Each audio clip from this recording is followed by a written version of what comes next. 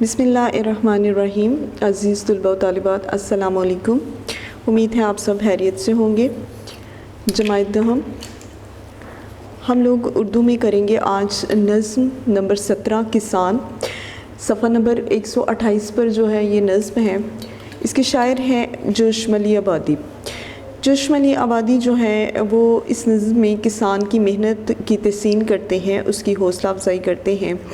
दूसरा ये कि इस नज़्म के ज़रिए जो है वो तलबा के अंदर हुब्बुल वतनी और मेहनत का जज्बा पैदा करते हैं कि किस तरह से जो है उसमें ये बताया गया है कि किसान हम तक अपनी मेहनत से जो है वो अनाज पहुंचाता है, और दूसरा ये कि वो कैसे अपने वतन से मोहब्बत के बायस ईमानदारी से जो है वो अपना काम करता है। नज़्म के आहंग से जो है वो लुत्फ़अंदोज़ हुआ जाता है। दूसरा एक और भी बात कि तलबा को देही ज़िंदगी यानी कि देहात की ज़िंदगी और मुल्की मईशत में किसान की अहमियत से का एहसास जो है वो दिलाते हैं कि किसान की कितनी अहमियत है। जोश मली आबादी की नज़्म निगारी के असलूब और शिकवाई लफ्ज़ी से जो है वो मुतारिफ़ करवाया गया है, इनके सिन्फ़ जो है वो उससे भी मुतारिफ़ करवाया गया है। तो सफ़ा नंबर 128 पर जो है ये नज़्म किसान है, और अब हम इसके शेर की तशरीह की तरफ आते हैं। शेर नंबर 1। झुटपटे का नरम रो दरिया शफ़क़ का इज़्तिराब, खेतियाँ मैदान खामोशी ग़ुरूब आफ्ताब। झुटपटे का नरम रो दरिया शफ़क़ का इज़्तिराब, खेतियाँ मैदान खामोशी ग़ुरूब आफ्ताब। मफ़हूम की तरफ आते हैं। शाम का वक्त है, डूबते सूरज की रोशनी बेताब है, बेताब बेचैन। तो कहता है कि जो डूबते सूरज की जो रोशनी है वो बहुत ज़्यादा बेचैन है। खेतियाँ और मैदान खामोश हैं। शाम के वक्त में जो खेत होते हैं या फिर मैदान वगैरह होते हैं वो मुकम्मल तौर पर खामोश हो जाते हैं और सूरज ग़रूब हो रहा है। तो वो कहता है सूरज चूँकि ग़रूब हो रहा है और खेतियाँ और मैदान वगैरह जो हैं वो इस वक्त मुकम्मल खामोश हैं। जोश मली आबादी ने इस नज़्म में बड़ी जानदार मंज़र कशी की है। वो कहते हैं कि इस नज़्म में जो है वो जोश मली आबादी ने जो मंज़र कशी की है, यानी कि जिस मंज़र को बयान किया है वो बहुत जानदार है, उसमें बड़ी जान है। अगर आप इस नज़्म को पढ़ेंगे तो एक एक मंज़र आपके सामने इस तरह आएगा जैसे आप उसे अपनी आंखों से देख रहे हैं। उन्होंने शाम के मंज़र को बड़े दिलनशी अंदाज में बयान किया है, बड़े खूबसूरत अंदाज में बयान किया है। कहते हैं कि सूरज ग़रूब हो रहा है, दिन की रोशनी आहिस्ता आहिस्ता रात की तरीक़ी में मदगम हो रही है। कि सूरज जो है वो ग़रूब हो रहा है और दिन की रोशनी जो है वो आहिस्ता आहिस्ता रात की तरीक़ी में मदगम हो रही है, यानी कि उसमें मिल रही है, उसमें गुम हो रही है। वो कहते हैं शफ़क़ की सुर्ख़ी ऐसे लग रही है। शफ़क़ की सुर्ख़ी कौन सी होती है? जब सूरज तुलू हो रहा होता है या ग़रूब हो रहा होता है तो उसके तुलू होने के बाद या ग़रूब होने के बाद जो आसमान पर सुर्ख़ी होती है उसको शफ़क़ की सुर्ख़ी कहते हैं। तो कहते हैं कि जो शफ़क़ की सुर्ख़ी है उसे देख के ऐसे लग रहा है कि जैसे कोई नरम दरिया बह रहा है। नरम रो दरिया यानी कि आहिस्तगी से, नरमी से जो है वो कोई दरिया बह रहा हो। शाम के इस वक्त में सूरज की सुर्ख़ी बेताबी देखने के काबिल होती है। तो कहते हैं कि शाम का जो ये वक्त होता है इसमें जो सूरज की सुर्ख़ी होती है, यानी कि जो शफ़क़ की सुर्ख़ी होती है, जो उसकी बेताबी होती है, उसकी डूबने की बेताबी को कह रहे होते हैं कि जब वो जो है ग़रूब हो रहा होता है तो उस वक्त की जो उसकी बेताबी यानी कि बेचैनी होती है वो देखने के काबिल होती है। सारा दिन सूरज अपनी रोशनी फैलाता रहता है, यानी कि वो कहता है कि सारा दिन जो सूरज है वो अपनी रोशनी हर कोने में जो है वो पहुंचाता है, हर जगह फैलाता रहता है। इसके ग़रूब होने के बाद खेतियाँ और मैदान खामोश और वीरान हो गए। तो वो कहते हैं जब ये ग़रूब हो गया तो इसके ग़रूब होने के बाद खेतियाँ और मैदान जो हैं वो बिल्कुल खामोश और वीरान हो जाते हैं। इनकी रौनकें मांद पड़ जाती हैं। मांद पड़ जाना, हल्का हो जाना, ख़त्म हो जाना। तो कहते हैं कि इसकी जो रौनकें हैं वो बिल्कुल मांद पड़ जाती हैं, बहुत ख़त्म होने के जो है वो करीब हो जाती हैं बिल्कुल। हर तरफ एक उदासी का समा पैदा हो गया है। तो शाम का वक्त, वो कहता है कि जब शाम का वक्त होता है तो वैसे भी ऐसे लगता है कि जैसे हर तरफ जो है वो उदासी का समा होता है, उदासी का मंजर नज़र आता है। یہ اس بات کی نشانی ہے کہ دن ڈھل چکا ہے۔ تو دن کے ڈھلنے کے بعد جو ہے جب شام کا وقت ہوتا ہے تو وہ کہتا ہے کہ مجھے ایک اداسی سی نظر آتی ہے، شام ہو گئی ہے، لوگ اپنے اپنے کاموں سے فراغت پا کر اب اپنے گھر میں آرام کریں گے، فراغت پا کر، فارغ ہو کر۔ تو وہ کہتے ہیں کہ اپنے اپنے کام سے لوگ فارغ ہونے کے بعد جو ہے وہ اپنے گھروں میں آرام کریں گے۔ تو چونکہ اس لمحے کوئی کسی سے جو وہ ہے بات چیت نہیں کرتا، تو وہ کہتا ہے کہ وہ لمحہ جو ہے وہ چونکہ اداسی کا لمحہ ہوتا ہے۔ شعر نمبر 2 کی طرف آتے ہیں۔ یہ سما اور ایک قوی انسان یعنی کاشتکار، ارتقاء کا پیشوا، تہذیب کا پروردگار۔ یہ سما منظر کو کہتے ہیں، نظارے کو، اور قوی یعنی کہ مضبوط انسان، اور کس کو کہا گیا ہے؟ کاشتکار، کسان کو کہا گیا ہے۔ ارتقاء کا پیشوا یعنی کہ جو ترقی کا امام سمجھا جاتا ہے، اور تہذیب کو پیدا کرنے والا کسان ہے۔ اب اس کے مفہوم کی طرف آتے ہیں۔ ایسے منظر میں ایک مضبوط انسان، ایک مضبوط یعنی کہ ایک قوی، ایک طاقتور انسان یعنی کسان، تو اس میں جو ہے وہ کہتا ہے کہ اصل میں طاقتور اگر میں کسی کو کہوں تو وہ میں کسان کو کہوں گا کہ وہ ایک مضبوط انسان ہے، ایک طاقتور انسان ہے جو کہ ترقی کا امام ہے۔ اصل میں وہ یہ کہتے ہیں کہ ملک کی جو ترقی ہے اس کا جو دار و مدار ہے وہ کسان کے اوپر ہے، اور تہذیب کا پروردگار یعنی کہ جو رہن سہن کے جو طور طریقے ہیں وہ بھی کسان کے اوپر ہی ہیں، کیونکہ وہ ہمارے لیے جب اناج پیدا کرتا ہے، کہتے ہیں کہ جب قحط یا غربت یا افلاس جو ہے وہ ہوتی ہے تو پھر لوگ رہن سہنے کے طریقے بھی بھول جاتے ہیں۔ افلاس جو ہے وہ بندے سے جرائم کرواتی ہے، وہ اسے بری طرف جو ہے وہ لے جاتی ہے، لیکن کہتے ہیں کہ کسان اپنی محنت سے ملک میں اناج کی کمی نہیں ہونے دیتا۔ جب اناج کی کمی نہیں ہوتی تو غربت نہیں ہوتی، اور جب غربت نہیں ہوتی تو لوگ بھی اچھے طریقے سے اور صاف ستھرے طریقے سے اپنی زندگی گزارتے ہیں۔ تو اس لیے جو ہے وہ انہیں تہذیب کا پروردگار کہتا ہے۔ جوشم علی آبادی نے کسان کے بارے میں بڑی گہری نظر سے مشاہدہ کیا، یعنی کہ ان کے بارے میں جو ہے وہ انہوں نے کافی گہری جو ہے وہ سوچ رکھی ہے، بہت اچھے طریقے سے انہوں نے اس کا مشاہدہ کیا ہے، اس کے بارے میں تحقیق کی ہے، اس کے بارے میں جانا ہے کہ کسان جو ہے وہ آخر کیوں ایسا ہے کہ اسے ترقی کا امام بھی کہا گیا اور تہذیب کا پروردگار بھی، یعنی کہ تہذیب کو پیدا کرنے والا بھی۔ وہ کہتے ہیں کہ شام کے وقت جب ہر طرف خاموشی چھا جاتی ہے، یعنی کہ ہر طرف جو ہے وہ بالکل خاموشی ہوتی ہے، بالکل سکون ہوتا ہے، تو سورج غروب ہو رہا ہوتا ہے۔ تو وہ کہتا ہے کہ سورج چونکہ اس وقت غروب ہو چکا ہوتا ہے، اندھیرا جو ہے وہ روشنی جو ہے وہ ختم ہو رہی ہوتی ہے، اور اندھیرا ہر چیز پر چھا رہا ہوتا ہے، اور وہ جو اندھیرا ہے وہ ایک فطری بات ہے کہ وہ اپنے اندر جو ہے ہر ایک کے لیے اس طرح سے اداسی پیدا کر دیتا ہے۔ تو وہ کہتا ہے سورج غروب ہونے کے ساتھ ساتھ لوگ جو ہیں وہ اداس بھی ہو جاتے ہیں۔ کسان کھیتوں کا بادشاہ ہے، تو اس نے کھیتوں کا جو بادشاہ قرار دیا، ایک تو ملک کا بادشاہ ہوتا ہے، سلطنت کا بادشاہ ہوتا ہے، کہتے ہیں جس طرح ایک سلطنت کا بادشاہ ہوتا ہے اسی طرح کسان بھی جو ہے وہ کھیتوں کا بادشاہ ہوتا ہے۔ کھیتی باڑی ایک مقدس پیشہ ہے، ایک پاک پیشہ ہے۔ کھیتی باڑی کرنا جو ہے اس میں وہ ایک رزق حلال سمجھا جاتا ہے، اور یہ بہت مقدس پیشہ ہے، اور ہمارے بہت سے انبیاء کرام نے، بہت سے رسولوں نے جو ہے یہ کام بھی کیے ہیں کھیتی باڑی کے۔ کسی ملک کی معیشت کا انحصار ہی زراعت پر ہے۔ تو کہتے ہیں کسی ملک کی معیشت کا یعنی کہ کسی ملک کا جو کاروبار ہے اس کا جو انحصار ہے وہ زراعت پر ہے، کھیتی باڑی پر۔ زراعت کہتے ہیں کھیتی باڑی پر۔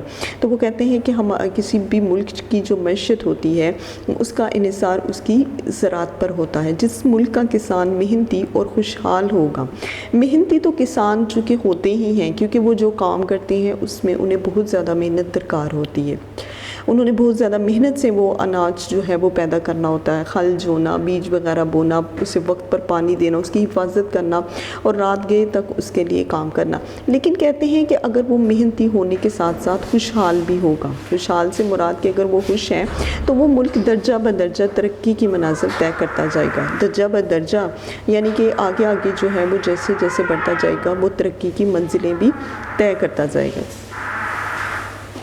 کسی ملک کی تہذیب کسان ہی کی مرہون منت ہے۔ تو وہ کہتے ہیں کسی ملک کی تہذیب یعنی کہ اگر کسی ملک میں کسی کا رہن سہن رسم و رواج کے مطابق اگر کوئی ملک چل رہا ہے تو وہ صرف کسان ہی کی مرہون منت ہے، یعنی کہ کسان ہی کی وجہ سے ہے۔ کسان ملک کی ترقی کا امام سمجھا جاتا ہے۔ تو وہ کہتا ہے کہ کسی بھی ملک کی جو ترقی ہے اس کا امام ہم لوگ کسان کو مانتے ہیں۔ کسان کے بلبوتے پر بھی جو ہے وہ ایک ملک ترقی کرتا ہے۔ کسی ملک میں کوئی بھی صنعت ہو، بے شمار پیسے ہوں، مگر اس میں سبزیاں اور پھل نہ ہو، اناج نہ ہو، تو وہ دولت کس کام کی؟ تو وہ کہتے ہیں کہ کوئی بھی ایک ایسا ملک جہاں پر آپ ایک صنعت لگا سکتے ہیں، ایک فیکٹری لگاتے ہیں اور وہ ترقی بھی بہت کرتی ہے، لیکن وہاں پر اس جگہ پر پیسے بھی موجود ہوں، لیکن ان پیسوں کو خرچ کرنے کے لیے یہاں پر یعنی کہ آپ کی خوراک کے لیے سبزیاں نہ ہو، پھل نہ ہو، اناج نہ ہو، تو پھر آپ اس دولت کا کیا کریں گے؟ یعنی کہ جب آپ کا پیٹ ہی نہیں بھرے گا تو آپ اس دولت کو کیا کریں گے؟ اس کی بجائے وافر مقدار میں اناج، پھل اور سبزیاں ہوں تو کسی بھی حال میں گزارا کیا جا سکتا ہے۔ وہ کہتا ہے کہ اگر ان ساری چیزوں کے بدلے میں، پیسوں کے بدلے میں اگر یعنی کہ پیسے کم ہیں لیکن آپ کے پاس جو ہے وہ اناج ہوں، پھل ہوں، سبزیاں ہوں، تو آپ کسی نہ کسی طرح سے گزارا کر سکتے ہیں۔ اس لیے کہا جاتا ہے کہ کسان بھی ملک کی معیشت میں ریڑھ کی ہڈی کی حیثیت رکھتا ہے، اور ریڑھ کی ہڈی یعنی کہ ریڑھ کی ہڈی آپ اگر اپنے جسم سے نکال دیں تو وہ آپ اپنے پاؤں پر کھڑے نہیں ہو سکتے۔ تو یہاں پر بھی ملک کو جو ہے وہ اپنے پاؤں پر کھڑے ہونے کے لیے اس نے کسان کو ریڑھ کی ہڈی کا درجہ دیا ہے کہ اسی کی بدولت جو ہے وہ ایک ملک ترقی کرتا ہے۔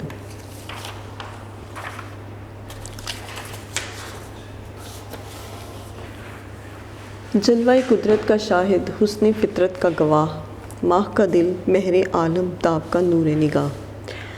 مفہوم: کسان قدرت کے جلووں کا گواہ ہے۔ قدرت کے جلووں کا، دن کا، رات کا، شام کا نکلنا، پھر اس کے بعد دھوپ، بارش، آندھی، طوفان، تو وہ قدرت کے جتنے بھی جلوے ہیں جو نمایاں ہو رہے ہوتے ہیں اس کا گواہ یعنی کہ اس کا شاہد، اس کی گواہی دینے والا جو ہے وہ کسان ہے۔ وہ چاند کا دل اور دنیا کو روشن کرنے والا سورج کی نگاہ کی روشنی ہے۔ وہ چاند کا دل ہے، یعنی کہ کسان کو چاند کا دل کہا گیا ہے اس طرح سے کہ جب سورج غروب ہو جاتا ہے اور چاند نکلتا ہے تو اس کی ٹھنڈک سے بھی اسی کو آگاہی ہوتی ہے، اس کی روشنی سے بھی وہی جانتا ہے۔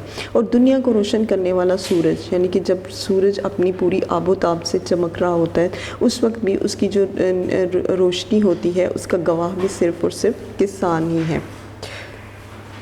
شعر بیان کرتا ہے کہ کسان قدرت کے جلوے یعنی نظارے جو ہیں قدرت کے، وہ ان کا گواہ ہے، قدرت کے ہر ایک جلوے کا شاہد ہے، مشاہدہ کرنے والا ہے۔ مشاہدہ کرنا، وہ غور و فکر کرتا ہے کہ قدرت کے جو منظر سامنے آ رہے ہوتے ہیں وہ ان سب پر غور و فکر کر رہا ہوتا ہے اور وہ محبوب ہے یعنی کہ پیارا ہے۔ وہ دلکش و دل فریب قدرتی مناظر سے لطف اندوز ہوتا ہے۔ دلکش و دل فریب کے جتنے بھی دلکش، خوبصورت اور دل کو بھانے والے، دل کو بھانے والے قدرتی مناظر ہوتے ہیں، قدرت کے جو منظر ہوتے ہیں وہ ان سے لطف اندوز ہو رہا ہوتا ہے، یعنی کہ ان سے جو ہے وہ انہیں بہت لطف آتا ہے، بہت مزہ آ رہا ہوتا ہے۔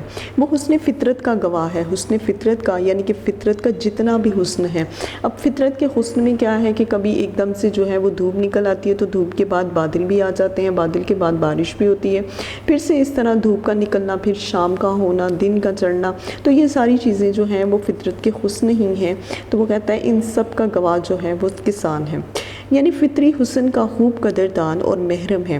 وہ جو ہے وہ فطری حسن یعنی کہ فطرت کا جتنا بھی حسن ہے وہ اس کا قدردان ہے، اس کی قدر کرنے والا ہے اور اس کا محرم بھی ہے، یعنی کہ اسے جاننے والا بھی ہے۔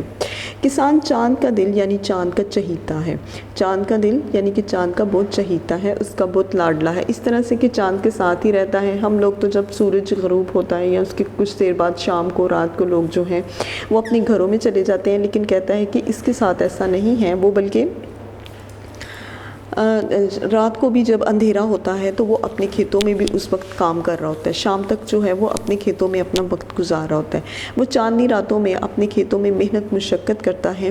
چاندنی راتوں میں یعنی کہ جب چاند اپنے پورے جوبن پر ہوتا ہے، رات کافی گہری ہو چکی ہوتی ہے لیکن چاند کی روشنی جو ہے وہ راستہ دکھانے میں مدد کرتی ہے، تو وہ کہتا ہے کہ اس میں بھی جو ہے وہ اپنے پورے جوبن پر کام کر رہا ہوتا ہے اور چاندنی سے خوب لطف اٹھاتا ہے، یعنی کہ چاندنی سے، چاند کی جو روشنی ہوتی ہے اس سے لطف اٹھاتا ہے۔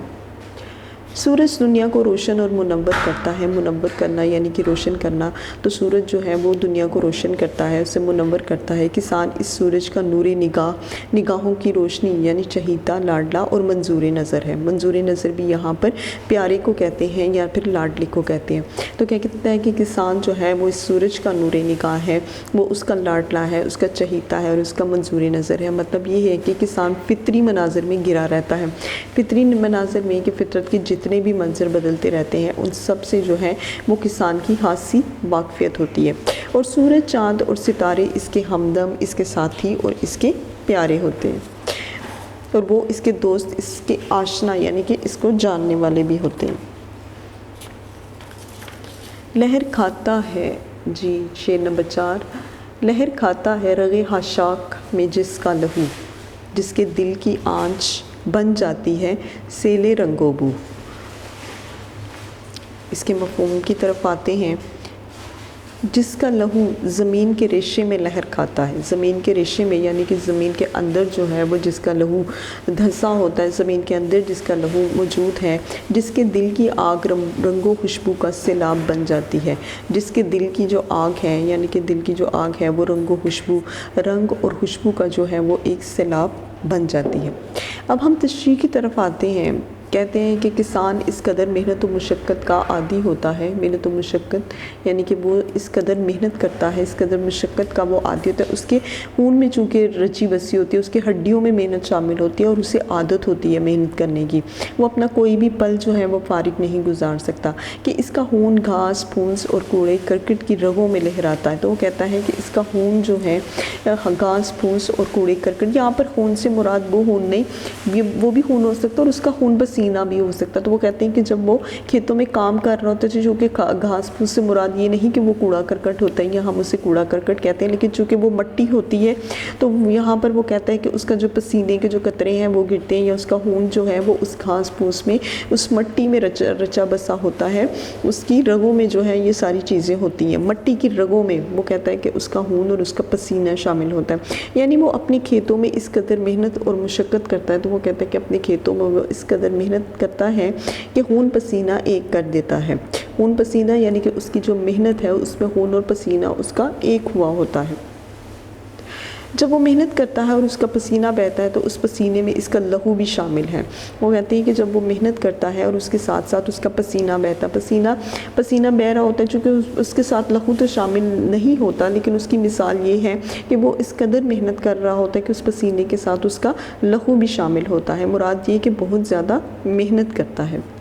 دوسرے مصرعے میں جوشم علی آبادی بیان کرتے ہیں کہ کسان ایک ایسی ہستی ہے جس کے دل کی آنچ یعنی آگ یا حرارت رنگ و خوشبو کا سیلاب بن جاتی ہے۔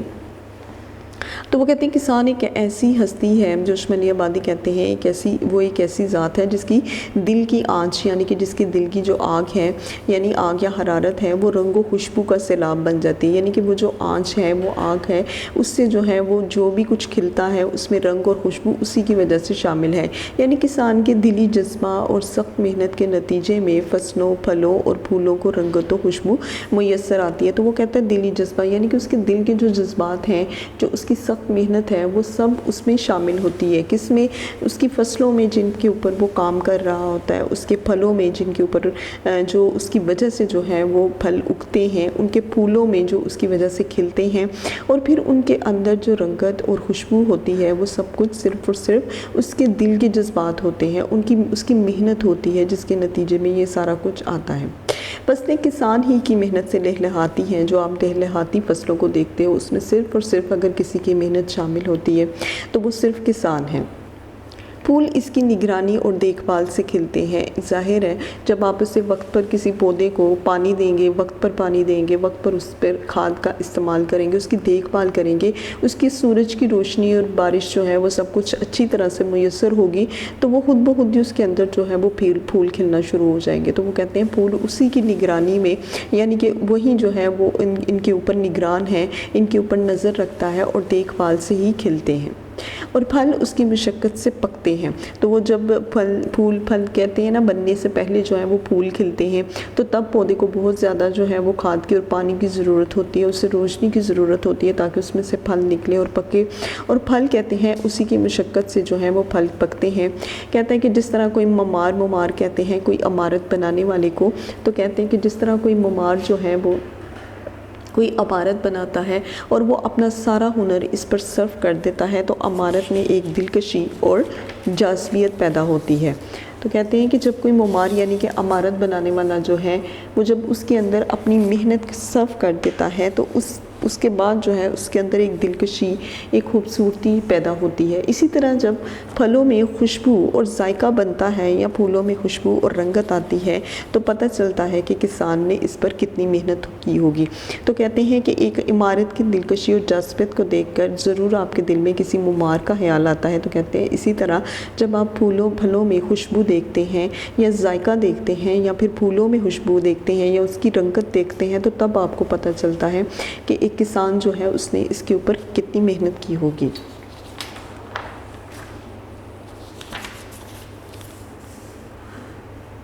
دوڑتی ہے رات کو جس کی نظر افلاک پر، دن کو جس کی انگلیاں رہتی ہیں نبض خاک پر۔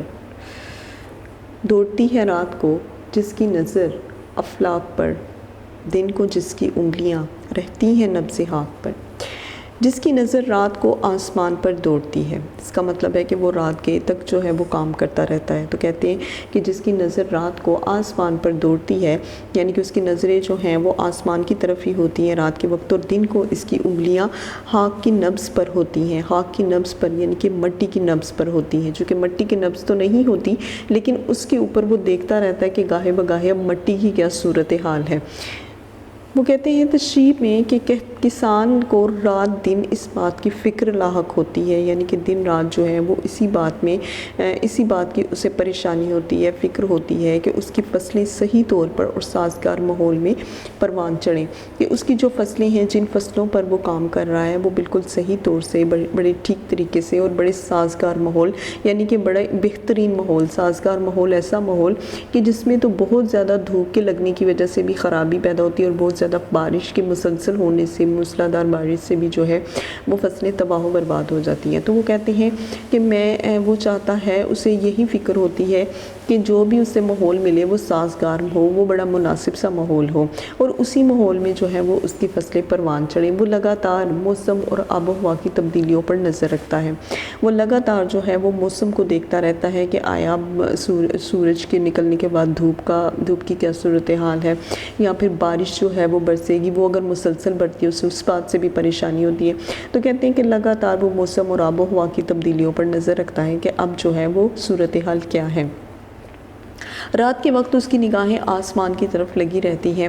جب رات کا وقت ہوتا ہے تو وہ مسلسل جو ہے وہ آسمان کی طرف اپنی نگاہیں رکھتا ہے اور وہ دیکھتا ہے کہ بارش، آندھی یا طوفان کا امکان تو نہیں۔ تو وہ کہتے ہیں کہ وہ بارش، آندھی اور طوفان کے اثرات کو دیکھتا رہتا ہے کہ کیا ان کا امکان کچھ زیادہ تو نہیں، کیونکہ ان چیزوں سے بھی جو ہے وہ خرابی پیدا ہو سکتی ہے۔ اگر ایسا ہے تو پھر مناسب تحفظ کرتا ہے، اور اگر اسے لگے کہ اب جو ہے وہ آندھی یا طوفان جو ہے وہ اس کے آنے کا امکان ہے تو پھر وہ ایک مناسب تحفظ جو ہے وہ کرتا ہے۔ اس طرح دن کی روشنی میں کسان کی انگلیاں زمین کی نبض پر رہتی ہیں۔ تو وہ کہتے ہیں دن کی جو روشنی ہے اس میں کسان کی جو انگلیاں ہیں وہ زمین کی نبض پر رہتی ہیں۔ زمین کی نبض پر یعنی کہ وہ مسلسل زمین کو جو ہے وہ چیک کرتا رہتا ہے، وہ اسے دیکھتا رہتا ہے کہ اب اس کی صورتحال کیسی ہے، یعنی اس کی حالت، اس کی کیفیت کو جو ہے مسلسل جائزہ لیتا رہتا ہے۔ وہ دیکھتا ہے کہ زمین جو ہے وہ سیراب ہے یا خشک۔ سیراب یعنی کہ یہ جو ہے اب یہ تھوڑی سی گیلی ہے، یا پھر اس پر جو میں نے فصل کا جو کام کیا ہے یا پھر اگ رہی ہے تو کیا وہ اس قابل ہے کہ ابھی یہ سیراب ہے یا پھر خشک ہو چکی ہے، کاشت کے لیے تیار ہے یا نہیں۔ تو وہ بھی یہ چونکہ کسانوں نے اس پہلے دیکھنا ہوتا ہے کہ آیا زمین کے بنجر ہونے کے اثرات تو نہیں یا پھر وہ بنجر تو نہیں، تو وہ کہتے ہیں کہ اس کے سیراب ہونے کا، اس کے خشک کا وہ اثرات چیک کرتے رہتے ہیں۔ کاشت کے لیے وہ تیار ہے یا نہیں، وہ یہ بھی چیزیں دیکھتے رہتے ہیں۔ وہ ان تبدیلیوں کا جائزہ لے کر مناسب اقدامات کرتے ہیں جو بھی کچھ تبدیلیاں ہو رہی ہوتی ہیں۔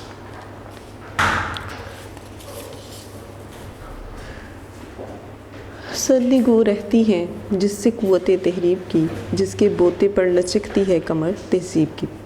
کسان کی وجہ سے تحریب کی قوتیں اپنے سر کو جھکائے رکھتی ہیں۔ تحریب کی قوتیں یعنی کہ انتشار پھیلانے والی جتنی بھی طاقتیں ہیں وہ صرف اسی کی وجہ سے جو ہے وہ اپنے سر کو جھکائے رکھتی ہیں، یعنی کہ وہ آگے بڑھنے کی جرات نہیں کرتی، اور اس کی ہمت پر تہذیب پھلتی پھولتی ہے، اور اسی کی ہمت پر، اسی کی طاقت کی وجہ سے جو ہے وہ تہذیب پھلتی پھولتی ہے، یعنی کہ بڑھتی ہے۔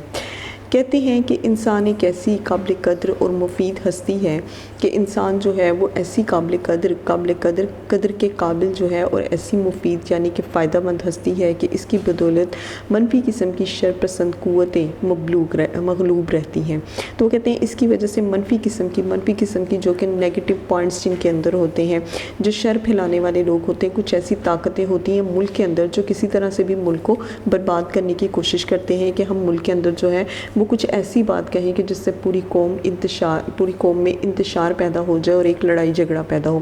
اس سے جو ہے وہ ملک کی بربادی کی طرف پوری کوشش کرتے ہیں۔ اس کی صورت یہ ہے کہ کسان کی بدولت ملک کی پیداوار اور آمدنی میں اضافہ ہوتا ہے۔ تو وہ کہتے ہیں کہ وہ سب کچھ اس لیے کرتے ہیں کیونکہ کسان کی بدولت جو ہے وہ ملک کی پیداوار میں اضافہ ہوتا ہے، اس کی جو آمدنی ہے یعنی کہ سرمایہ، ماہانہ سرمایہ جو ہے وہ اس میں بھی بہت زیادہ اضافہ ہوتا ہے۔ تو ان ساری چیزوں کی وجہ سے جو ہے وہ ملک میں انتشار پھیلانے کی کوشش کرتے ہیں کہ ایسا نہ ہو۔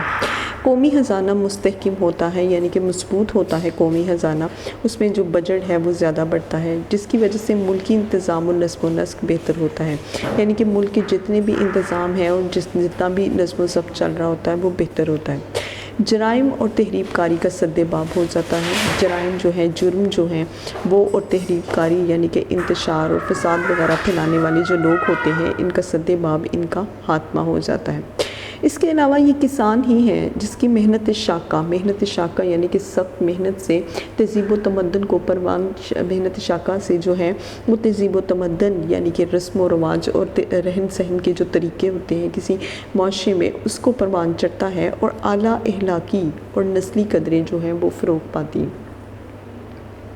اعلیٰ اخلاقی یعنی کہ اخلاقی طور پر اور نسلی طور پر جتنی بھی قدریں ہیں، جتنے بھی اقدار ہیں وہ فروغ پاتے ہیں، یعنی کہ وہ ترقی کرتے ہیں، وہ آگے بڑھتے ہیں، معاشرے کی اصلاح ہوتی ہے اور قابل قدر روایات جو ہیں وہ جنم لیتی ہیں۔ معاشرے کی اصلاح یعنی کہ معاشرے کی درستگی ہوتی ہے، ان کے اندر جو غلط قسم کے کام ہوتے ہیں وہ ختم ہو جاتے ہیں اور قابل قدر روایات اور ایسی رسمیں پڑ جاتی ہیں کہ جو قابل قدری یعنی کہ قدر کے قابل ہوتی ہیں، جن کی آپ قدر کر سکیں۔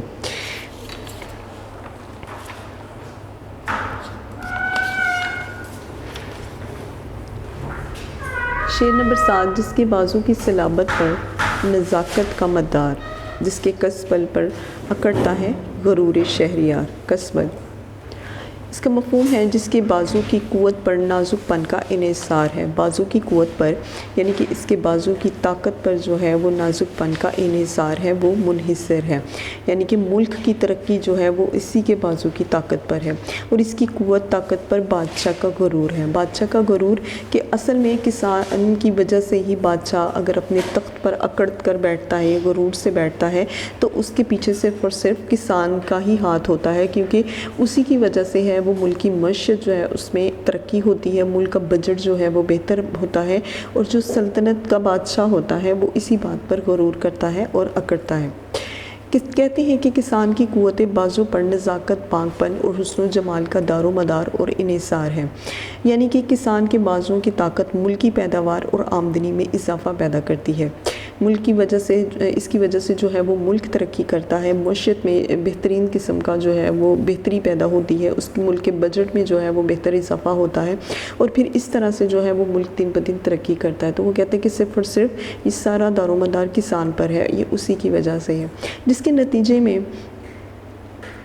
نزاکت اور بانگ پن کا تحفظ بھی ہوتا ہے، ان چیزوں کی حفاظت بھی ہوتی ہے۔ اسی طرح کسان کے دم ہم اور زور قوت کے باعث ہی بادشاہ غرور و ناز سے اکڑتا ہے۔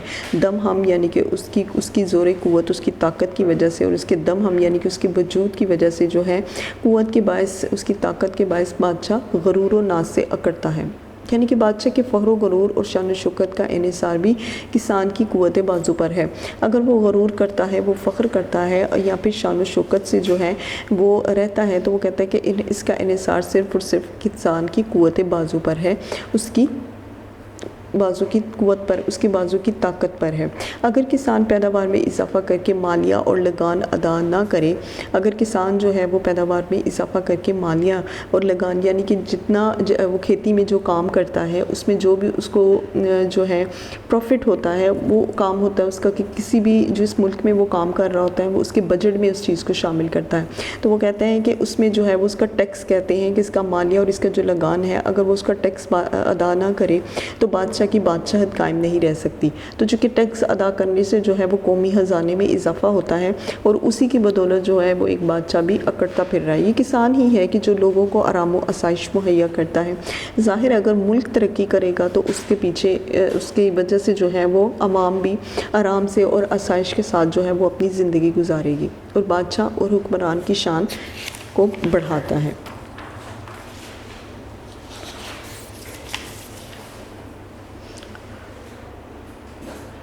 دھوپ کی جھلسے ہوئے رخ پر مشقت کے نشاں، کھیت سے پھیرے ہوئے منہ گھر کی جانب رواں دواں۔ دھوپ کے جھلسے ہوئے کسان کے چہرے پر سخت محنت کے نشان جو ہیں وہ نظر آتے ہیں کہ اس کے چہرہ، جب آپ کسی کسان کے چہرے کو دیکھیں گے تو آپ کو پتہ بھی چل جائے گا کہ اس نے آج کتنی محنت کی ہوگی، یعنی کہ اس کے پسینے کی بہنے کی وجہ سے، اس کے چہرے کی تھکاوٹ کی وجہ سے جو ہے وہ آپ کو اس کے اوپر سخت قسم کے نشان نظر آتے ہیں۔ جب وہ کھیت کے کام سے فارغ ہو کر اپنے گھر کی طرف روانہ ہوتا ہے، جب وہ کہتے ہیں کہ کھیتوں کے کام سے فارغ ہوتا ہے تو پھر وہ اپنے گھر کی طرف چلا جاتا ہے، یعنی کہ ایک خوش و خرم چھوٹی سی زندگی ہوتی ہے جس کے مطابق وہ رہتا ہے اور اس کے اثرات جو ہیں وہ اس کے چہرے سے بھی نظر آتے ہیں۔ کہتے ہیں کہ کسان گرمی کی شدت اور تیز دھوپ میں اس قدر محنت و مشقت سے کام کرتا ہے کہ اس کے چہرے پر اس سخت محنت کے واضح نشان نظر آتے ہیں۔ گرمی کی شدت، شدید گرمی کی وجہ سے اور تیز دھوپ کی وجہ سے اس کے چہرے پر جو ہے وہ محنت کے اور مشقت کے اثرات نظر آتے ہیں۔ اس کے چہرے پر اس سخت محنت کے واضح نشان نظر آتے ہیں۔ بیچارے کا چہرہ کہتے ہیں کہ وہ جلس کر جو ہے وہ سیاہ پڑ جاتا ہے، یعنی کہ آپ اگر جتنے بھی کسان دیکھیں تو ان کے چہرے بالکل اسی طرح ہوتے ہیں کہ وہ جلس کر سیاہ پڑ چکے ہوتے ہیں اور چہرے کی رونق و تازگی جو ہے وہ ختم ہو جاتی ہے۔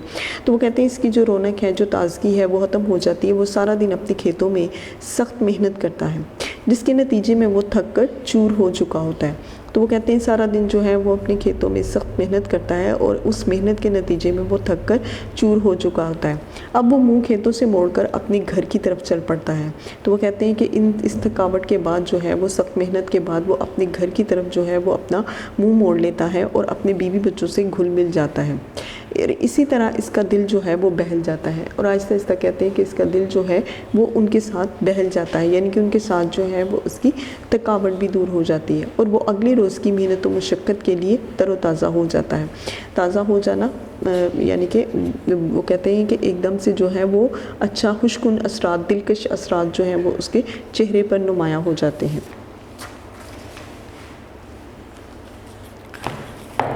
اب آتے ہیں اس کے خلاصے کی طرف۔ اس کے خلاصے میں شاعر جوش ملی آبادی کہہ رہے ہوتے ہیں کہ جھٹپٹے کا نرم رو دریا، شفق کا اضطراب، کھیتیاں میدان، خاموشی غروب آفتاب۔ جھٹپٹے کا نرم رو دریا یعنی کہ وہ کہتے ہیں کہ صبح اور شام کا جو وقت ہوتا ہے تو اس کو کہتے ہیں جھٹپٹا۔ تو وہ کہتے ہیں کہ جو نرم رو آہستگی سے بہنے والا جو دریا ہے، اور کس وقت میں کہ جب شام کا وقت جو ہے وہ نمایاں ہو رہا ہوتا ہے، اور شفق کا اضطراب کہ جب سرخی جو ہے، سرخی جو ہے وہ آہستہ آہستہ وہ بے چین ہو رہی ہوتی ہے۔ تو وہ کہتے ہیں کہ اس وقت میں کھیتیاں میدان جو ہیں وہ بالکل خاموش ہو چکے ہوتے ہیں، کیونکہ وہ غروب آفتاب یعنی کہ آفتاب کے غروب ہونے کا وقت ہوتا ہے۔ وہ کہتے ہیں کہ اس وقت میں جو ہے وہ ایک طاقتور انسان یعنی کہ کسان جو ہے وہ کام کر رہا ہوتا ہے اس وقت میں بھی، جب سارے لوگ اپنے گھروں میں پہنچ چکے ہوتے ہیں، سو چکے ہوتے ہیں، آرام کر چکے ہوتے ہیں۔ تو وہ کہتے ہیں کہ اس وقت میں بھی جو ہے وہ ایک کسان جو ہے کام کر رہا ہوتا ہے۔ ایک قوی انسان یہاں پر کسان کو کہا گیا ہے کہ ایک ایسا مضبوط انسان کہ جو صبح کی سرخی سے لے کر شام تک یعنی کہ سورج کے غروب ہونے تک، رات تک جو ہے وہ مسلسل کام کرتا رہتا ہے، اور یہ ارتقاء کا پیشوا ہے۔ ارتقاء کا پیشوا یعنی کہ ترقی کا جو ہے وہ امام ہے اور تہذیب کا پروردگار ہے۔ تہذیب یعنی کہ رسم و رواج کو پیدا کرنے والا یہی ہے، کیونکہ اس کی وجہ سے ہے جو ہے وہ ملک میں جرائم ختم ہو جاتے ہیں۔ اور وہ کیسے ختم ہو جاتے ہیں کہ غربت جو ہے، افلاس جو ہے وہ ختم ہو جاتی ہے، ایک ملک دن بدن ترقی کرتا ہے۔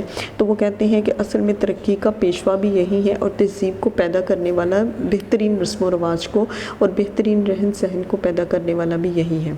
جلوہ قدرت کا شاہد ہے، جلوہ قدرت کا شاہد یعنی کہ قدرت کے جتنے بھی جلوے ہیں جس میں سورج کا نکلنا، چاند کا نکلنا، شام اور رات کا ہونا، دن کا چڑھنا، اور کہتے ہیں حسن فطرت، بادلوں کا، آندھی کا آنا، تو ان سب چیزوں کا جو گواہ ہے وہ صرف اور صرف کسان ہے، کیونکہ وہ سارا دن چونکہ اپنے کھیتوں میں کام کرتا رہتا ہے اور اس وجہ سے جو ہے وہ ایک ایک بات کو، ایک ایک چیز کو جانتا ہے فطرت کی۔ ماہ کا دل ہے وہ، چاند کا جو ہے وہ دل ہے، اور مہر عالم تاب کا نور نگاہ ہے، یعنی کہ مہر عالم تاب کا سورج کا جو ہے وہ بہت لاڈلا ہے۔ لہر کھاتا ہے رگ خاشاک میں جس کا لہو، رگ خاشاک میں لہر کھاتا ہے، رگ خاشاک میں یعنی کہ مٹی کے رگوں میں جو ہے وہ اس کا خون اور پسینہ شامل ہے، اور وہ جس کے دل کی آنچ بن جاتی ہے سیل رنگ و بو، یعنی کہ وہ کہتا ہے سیل رنگ و بو سے مراد کہ اس کے اندر جو ہے وہ اس کے جسم کی جو حرارت ہے اور اس کے ساتھ جو اس کا پسینہ ہے وہ اس میں شامل ہوا ہوتا ہے، اور اسی کی وجہ سے جو ہے وہ پھولوں کے اندر رنگ اور خوشبو پیدا ہوتی ہے۔ دوڑتی ہے رات کو جس کی نظر افلاک پر، وہ کہتے ہیں کہ کسان کو اس ایک بات کی بھی فکر لاحق ہوتی ہے کہ اس کی نظر جو ہے وہ ہر لمحہ آسمان کی طرف ہوتی ہے، وہ موسم کی بدلتی ہوئی تبدیلیوں کو جو ہے وہ مسلسل دیکھ رہا ہوتا ہے کہ اب جو ہے وہ موسم کے کیا حالات ہیں، آیا بارش، پھر اس کے بعد جو ہے وہ کتنی آرام سے بارش، پھر اس کے بعد آندھی طوفان، اور وہ کہتا ہے کہ ان ساری چیزوں کے اوپر جو ہے وہ اس کی نظر ہوتی ہے، ان حالات کا وہ جائزہ لیتا رہتا ہے، کیونکہ اسی کی وجہ سے جو ہے اس کی فصلوں کی اچھے ہونے کا جتنا بھی انحصار ہے وہ موسم کی تبدیلیوں پر ہے، اور دن کے وقت جو ہے وہ اس کی انگلیاں نبض خاک پر یعنی کہ زمین کی نبض پر ہوتی ہیں، وہ زمین کو چیک کر رہا ہوتا ہے، اسے دیکھ رہا ہوتا ہے، اس کا جائزہ لے رہا ہوتا ہے کہ آیا یہ جو ہے یہ سیراب ہے یا پھر خشک ہے، یعنی یہ جو ہے وہ اس قابل ہے کہ اس کے اوپر جو ہے وہ فصل وغیرہ اگائی جائے۔ سر نگو رہتی ہے جس سے قوتیں تحریب کی، سر نگو رہتی ہیں یعنی کہ اس کی وجہ سے جو ہے تحریب کی قوتیں اپنا سر جھکائے رکھتی ہیں، تحریب کی قوتیں یعنی کہ جتنی بھی انتشار پھیلانے والی قوتیں ہیں، یہ طاقتیں ہیں، یہ اپنا سر جو ہے وہ جھکائے رکھتی ہیں۔ جس کے بوتے پر لچکتی ہے کمر تہذیب کی، جس کے بوتے پر لچکتی ہے کمر تہذیب کی، یعنی کہ اسی کی وجہ سے جو ہے وہ تہذیب جو ہے وہ بڑھتی ہے، وہ پھلتی پھولتی ہے، تہذیب کی شان و شوکت جو ہے وہ دیکھنے والی ہے، رہن سہن، ان کا رسم و رواج، ان کے طور طریقے، تو وہ صرف اور صرف کسان کی وجہ سے۔ اب وہ کہتے ہیں کہ یہ سارا کچھ، یہ جو بھی ہے، یہ صرف اسی کے بازو کی صلابت پر ہے۔ نزاکت کا دار و مدار، نزاکت کسے کہتے ہیں؟ نزاکت کہتے ہیں بانک پن کو، لڑک پن کو، یا پھر کہہ لیں کسی کے نازک ہونے کو، تو وہ کہتے ہیں کہ جو اس کی اندر جو نازکی ہے وہ صرف اور صرف کسان کی وجہ سے ہے، جو اس کی اکڑ ہے، جو اس کا غرور ہے، جو اس کا فخر ہے، وہ صرف اور صرف کسان کی وجہ سے ہے۔ وہ کہتے ہیں کہ جس کے کسبل پر اکڑتا ہے غرور شہریار، یعنی کہ کسی ملک کا جو بادشاہ ہے وہ اگر اکڑتا پھرتا ہے تو وہ صرف اسی کی وجہ سے، کیونکہ اسی کی وجہ سے، کسان کی وجہ سے ہے، وہ کسی ملک کی معیشت جو ہے وہ مضبوط ہوتی ہے، اور مضبوط ہونے کے بعد جو ہے وہ کہتے ہیں کہ کسی ملک کا جو بادشاہ ہے جب وہ اکڑتا ہے، غرور کرتا ہے، تو وہ صرف اور صرف کسان کی وجہ سے ہوتا ہے، کیونکہ اسی کی وجہ سے جو ہے وہ ملک کی معیشت مضبوط ہوتی ہے۔ دھوپ کے جھلسے ہوئے رخ پر مشقت کے نشاں، کھیت سے پھیرے ہوئے منہ گھر کی جانب رواں۔ دھوپ کے جھلسے ہوئے رخ پر، ظاہر ہے کہ جب وہ کسان دھوپ میں کام کر رہا ہوتا ہے، گرمی میں، سردی میں، تو اس کا چہرہ بھی جو ہے وہ دھوپ کی وجہ سے جھلس چکا ہوتا ہے، سیاہ پڑ چکا ہوتا ہے، تو وہ کہتے ہیں کہ اس کے چہرے کو اب آپ دیکھیں تو آپ کو مشقت کے نشان، اس کی محنت کے نشان جو ہیں وہ واضح نظر آئیں گے۔ کھیت سے پھیرے ہوئے منہ، جب وہ کھیت سے منہ پھیرتا ہے، منہ پھیرنے سے مراد کہ جب وہ اپنا کام ختم کر لیتا ہے اور وہ گھر کی جانب رواں دواں ہو جاتا ہے، گھر کی جانب جاتا ہے، تو وہ کہتے ہیں کہ وہ اپنے گھر میں جا کر اپنے بچوں میں گھل مل جاتا ہے، اور اس طرح جو ہے اس کے چہرے پر جتنے بھی تھکان کے اثرات نمایاں ہو رہے ہوتے ہیں وہ سب کچھ ختم ہو چکے ہوتے ہیں۔ تو اب اس کے خلاصے کے بعد صفحہ نمبر 127 کی طرف بڑھتے ہیں۔ شاعر جوشم علی آبادی جن کی یہ نظم ہے، ان کے تعارف کی طرف آتے ہیں۔ صفحہ نمبر 127، جوشم علی آبادی کی پیدائش کا سن 1898 اور 1982 ان کی وفات کا سن ہے۔ جوشم علی آبادی لکھنؤ میں پیدا ہوئے، بھارت کا یہ شہر ہے لکھنؤ، اور ان کا پورا نام شبیر حسن خان جبکہ ان کا جوش تخلص تھا۔ ان کا قلمی نام جوش مدی آبادی اختیار کیا گیا۔ ان کے خاندان میں علم و ادب کی روایت موجود تھی، یعنی کہ یہ شروع سے ہی ان کے خاندان میں یہ سلسلہ چلا آ رہا تھا علم و ادب کا۔ ان کے دادا بھی شاعر تھے، تو خاندانی جو ہے یہ ان کے اندر یہ چیز موجود تھی کہ وہ شعر و شاعری کرتے تھے۔ جوش نے عربی اور فارسی کی ابتدائی تعلیم گھر ہی میں حاصل کی۔ اس دور میں چونکہ عربی اور فارسی کو سب سے زیادہ ترجیح دی جاتی تھی، اور جب یہ تعلیم حاصل کرنے کا سلسلہ شروع ہوتا تھا تو سب سے پہلے جو ہے وہ ان چیزوں کی، ان مضامین کی تعلیم سکھائی جاتی تھی، جس میں عربی اور فارسی کی تعلیم کو ابتدائی تعلیم میں شامل کیا جاتا تھا۔ ان کا گھرانہ مالی طور پر آسودہ تھا، یعنی کہ مالی طور پر جو ہے وہ اتنا اچھا نہیں تھا۔ سینٹ پیٹرک کالج آگرہ اور علی گڑھ کالج میں زیر تعلیم رہے، مگر سینئر کیمبرج سے آگے نہ بڑھ سکے، یعنی کہ اس سے جو ہے وہ آگے نہیں جا سکے۔ اوائل میں ربندر ناتھ ٹیگور سے متاثر تھے۔ اوائل میں مطلب شروع میں جو ہے وہ ربندر ناتھ ٹیگور، یہ بھی ایک شاعر تھے، تو وہ ان سے بہت زیادہ متاثر تھے، اس لیے ان کی شاعری میں ٹیگور کے اثرات بہت زیادہ ملتے ہیں۔ 1924 عیسوی میں حیدرآباد دکن جا کر عثمانی یونیورسٹی کے دارالترجمہ سے وابستہ ہوئے اور تقریباً 13 سال تک انہوں نے وہاں ملازمت بھی کی۔ بعد ازاں متعدد ادبی رسالوں کے مدیر بھی رہے۔ ادبی رسالوں کے مدیر یعنی کہ اس میں ایڈیٹر کے طور پر بھی یہ جو کام کرتے رہے۔ جوش نے فلموں کے لیے بھی بہت سے گیت لکھے ہیں، جو آج بھی جو ہے ان کے وہ گیت اکثر فلموں میں رکھے جاتے ہیں یا ڈالے جاتے ہیں۔ 1956 عیسوی میں پاکستان آ گئے اور ترقی اردو بورڈ کراچی سے منسلک ہوئے کہ ترقی اردو بورڈ کراچی میں جو ہے یہ شامل ہوئے۔ عمر کا آخری زمانہ انہوں نے اسلام آباد میں گزارا۔ جوش زبان و بیان پر ماہرانہ دسترس رکھتے تھے، یعنی کہ انہیں زبان و بیان سے مراد کہ جو زبان یہ استعمال کرتے تھے اپنی شاعری میں، جس طرح سے بھی اسے لکھا کرتے تھے، انہیں ان پر پوری دسترس تھی، پوری ایک حکومت کہہ لیں یا پھر انہیں کہہ لیں، اس سے آسان الفاظ میں کہہ لیں کہ وہ اس پر عبور رکھتے تھے۔ الفاظ کے در و بست پر انہیں قدرت حاصل تھی، الفاظ کے در و بست پر ان کے استعمال پر جو ہے انہیں بہت قدرت حاصل تھی۔ رومانوی شاعری ان کا امتیاز ہے، رومانیت پر انہوں نے بہت زیادہ لکھا۔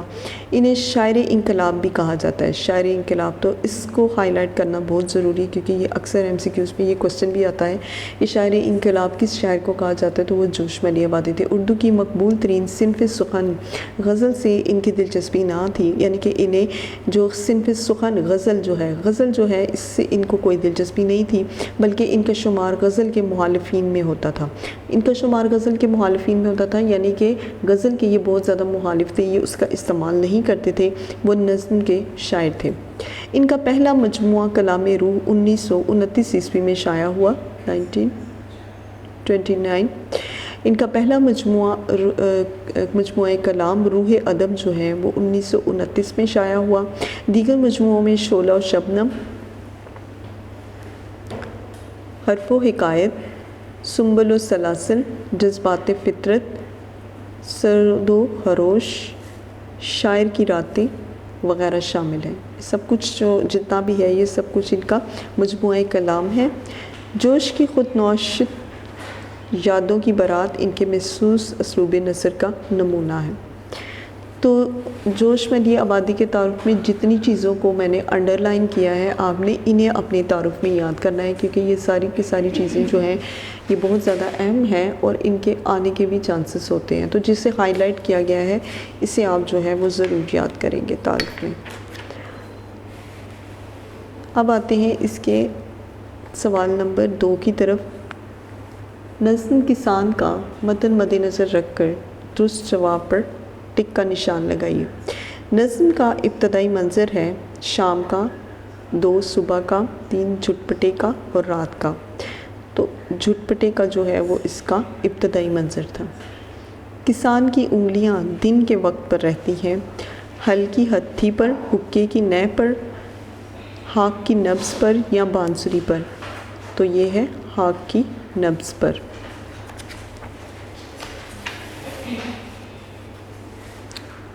کسان قدرت کے جلوے کا ہے، نباز، گواہ، مداح یا شاہد؟ تو کسان جو ہے وہ قدرت کے جلووں کا شاہد ہے۔ کسان کھیت سے رخ پھیر کر کہاں جاتا ہے؟ گھر میں، ویرانے میں، منڈیر کی طرف یا پھر گاؤں میں؟ تو وہ جاتا ہے گھر میں۔ نظم کسان کس شاعر کی تحلیق ہے؟ جوش ملی آبادی، جمیل الدین عالی، میر انیس، دلاور فگار؟ جوش ملی آبادی۔ یہ نظم جوش کے کس مجموعہ کلام سے لی گئی ہے؟ حرف و حکایت، شعلہ و شبنم، جذبات و فطرت یا سنبل السلاسل؟ تو یہ شعلہ و شبنم سے لی گئی ہے۔ شاعر نے تہذیب کا پروردگار کسے کہا ہے؟ عالم، مزدور، کسان یا معلم؟ تو شاعر نے تہذیب کا پروردگار جو ہے وہ کسان کو کہا ہے۔ اب آتے ہیں اس کے سوال نمبر 3 کی طرف۔ جلوہ قدرت کا ڈیش حسن فطرت کا گواہ؟ تو جلوہ قدرت کا شاہد۔ دن کو جس کی انگلیاں رہتی ہیں نبض ڈیش پر؟ دن کو جس کی انگلیاں رہتی ہیں نبض خاک پر؟ جس کے بوتے پر لچکتی ہے کمر ڈیش کی؟ جس کے بوتے پر لچکتی ہے کمر تہذیب کی؟ جس کے کس پل پر اکڑتا ہے ڈیش شہریار؟ غرور شہریار۔ دھوپ کے جھلسے ہوئے ڈیش پر مشقت کے نشان؟ دھوپ کے جھلسے ہوئے چہرے پر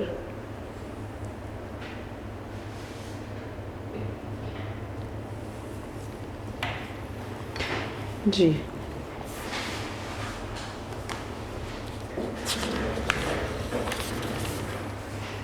اب اس کے مختصر سوالات کی طرف آتے ہیں۔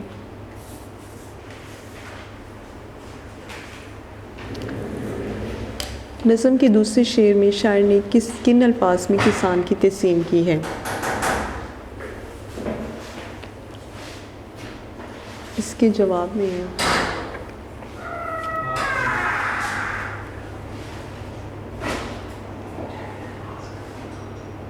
جوش ملی آبادی نے کسان کے بارے میں بڑی گہری نظر سے کسان کے بارے میں بڑی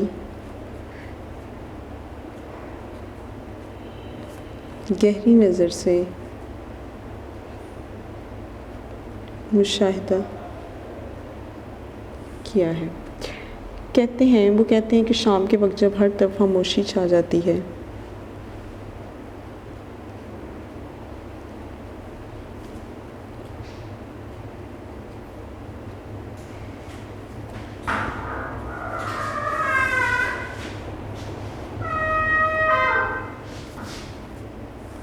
شام کے وقت ہر طرف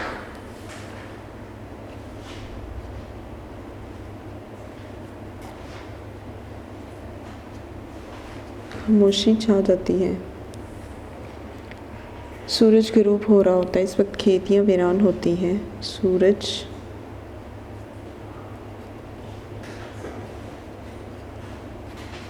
غروب ہو رہا ہوتا ہے،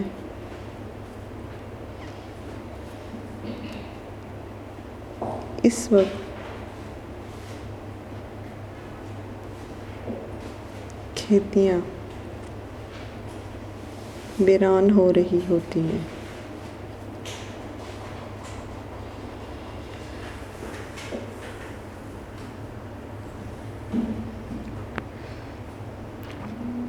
لیکن ایک شخص ابھی بھی کام میں مگن ہے،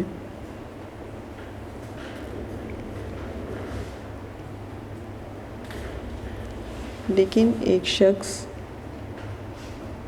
ابھی بھی کام میں مگن ہے، یہ کسان ہے۔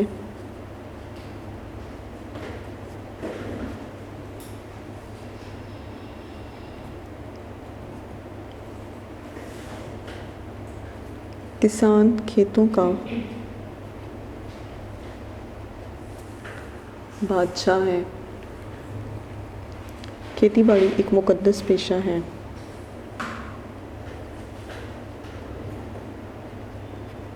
کھیتی باڑی ایک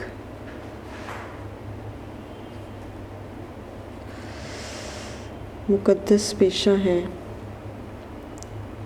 کسان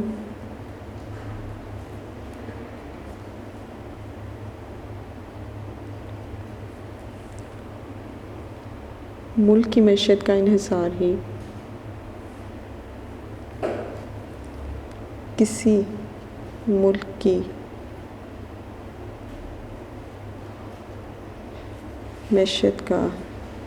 معیشت کا انحصار اس کی زراعت پر ہے۔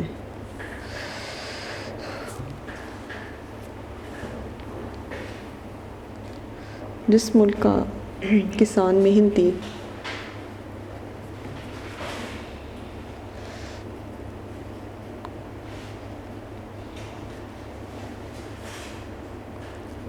محنت اور خوشحال ہوگا وہ ملک ترقی کرے گا۔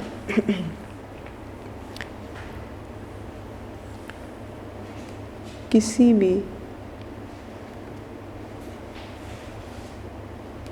ملک کی تہذیب کا انحصار کسان ہی کی مرہون منت ہے۔ نظم کے دوسرے شعر میں شاعر نے کن الفاظ میں کسان کی تحسین کی ہے؟ جو عثمانی آبادی نے کسان کے بارے میں بڑی گہری نظر سے مشاہدہ کیا ہے وہ کہتے ہیں کہ جب شام کے وقت ہر طرف خاموشی چھا جاتی ہے، سورج غروب ہو رہا ہوتا ہے، اس وقت کھیتیاں اور ویران ہو رہی ہوتی ہیں، لیکن ایک شخص جو ہے وہ ابھی بھی کام میں مگن ہے اور یہ کسان ہے۔ کسان کھیتیوں کا جو ہے وہ بادشاہ سمجھا جاتا ہے۔ کھیتی باڑی ایک مقدس پیشہ ہے۔ کسی ملک کی معیشت کا انحصار اس کی زراعت پر ہے۔ جس ملک کا کسان جو ہے وہ محنتی اور خوشحال ہوگا وہ ملک ترقی کرے گا۔ کسی بھی ملک کی تہذیب کا انحصار کسان ہی کی مرہون منت ہے۔ سوال نمبر 2، جلوہ قدرت کے شاہد سے کون مراد ہے؟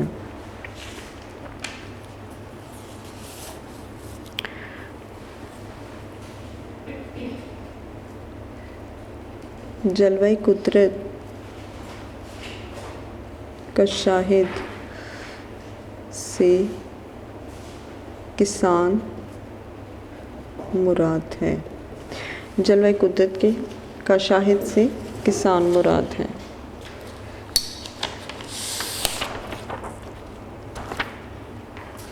سوال نمبر 3، نبض خاک پر انگلیاں رکھنے کا کیا مطلب ہے؟ کسان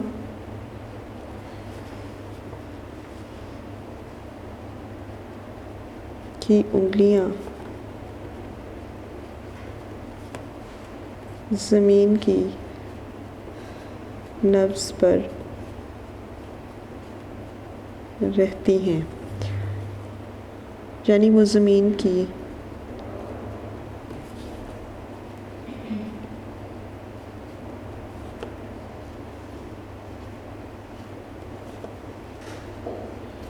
حالت و کیفیت کو دیکھ رہا ہوتا ہے۔ وہ دیکھتا ہے کہ زمین سیراب ہے،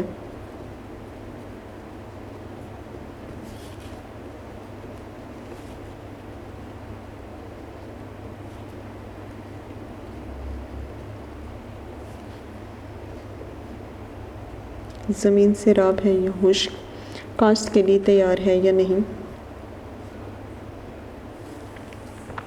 کاشت کے لیے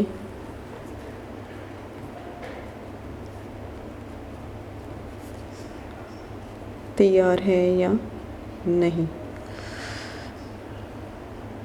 وہ ان تبدیلیوں کا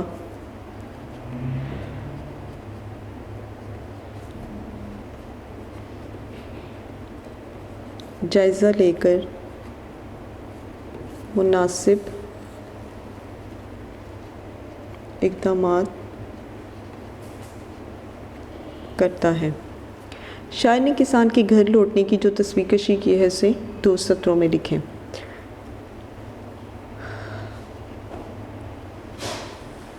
کسان سارا دن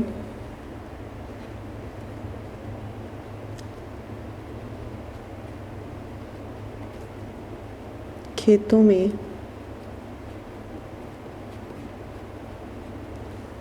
محنت کرتا ہے، جس کے نتیجے میں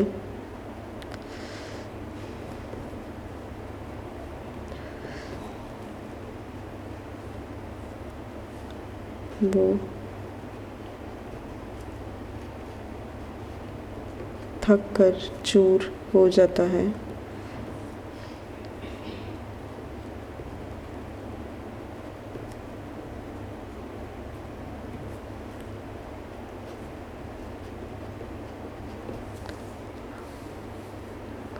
اب وہ منہ کھیت سے موڑ کر اپنے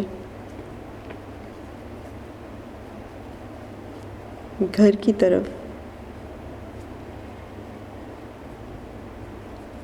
چل نکلتا ہے۔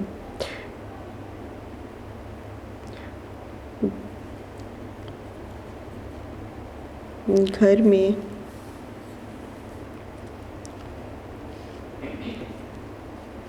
وہ اپنے بیوی بچوں میں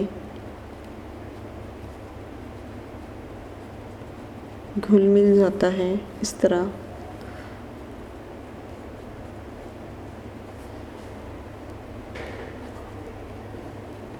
اس کا دل بہل جاتا ہے اور وہ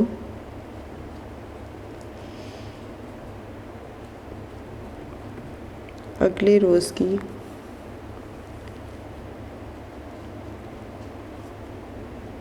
محنت و مشقت کے لیے تر و تازہ ہو جاتا ہے۔ شاعر نے کسے ارتقاء کا پیشوا کہا ہے؟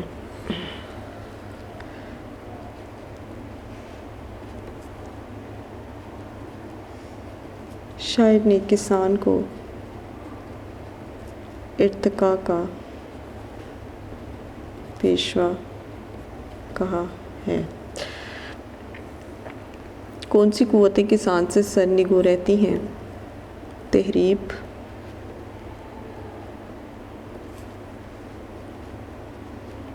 کی قوتیں کسان سے سرنگوں رہتی ہیں۔ نظم: کھیت سے منہ پھیر کر کسان کہاں جاتا ہے؟ کھیت سے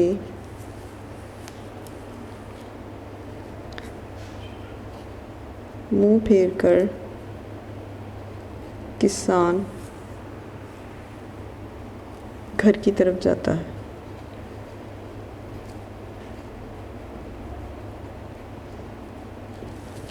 جی کلاس، نظم کسان کا خلاصہ، اس کی تشریح، الفاظ معنی اور سوال و جواب سب کچھ کروایا جا چکا ہے۔ امید ہے آپ اسے گھر پر اچھی طرح سے کریں گے۔ اللہ حافظ، فی امان اللہ۔ ویڈیو پسند آئی تو لائک کریں، اپنی رائے کمنٹ کریں۔ ایسے ہی مزید ویڈیوز کے لیے ہمارا چینل سبسکرائب کریں اور بیل کا آئیکن دبائیں تاکہ آپ کو ہر ویڈیو کا نوٹیفیکیشن ملتا رہے۔